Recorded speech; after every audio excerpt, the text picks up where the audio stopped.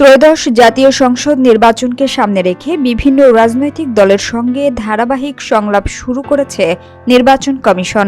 এরই ধারাবাহিকতায় সংলাপের দ্বিতীয় দিনে রোববার ১২টি দলের সঙ্গে বৈঠকে বসবে নির্বাচন কমিশন। গত বৃহস্পতিবার প্রথম দিনে ১২টি দলের সঙ্গে দুই পূর্বে মতবিনিময় শেষ করে দলগুলোর তালিকা জানায়।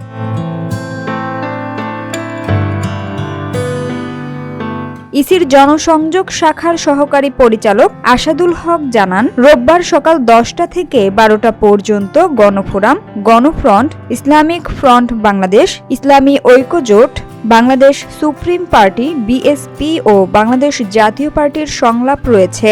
এদিন দুপুর ২টা থেকে ৪টা পর্যন্ত EC, Bangladesh Jatiya Samajtantrik Dal, Bangladesh JASAD, Bangladesh National Awami Party, Bangladesh NAP, Trinamool BNP, Krishak Sramik জনতা লীগ, বাংলাদেশ খেলাফত মজলিস ও ইসলামী আন্দোলন বাংলাদেশের সঙ্গে মতবিনিময় করবে।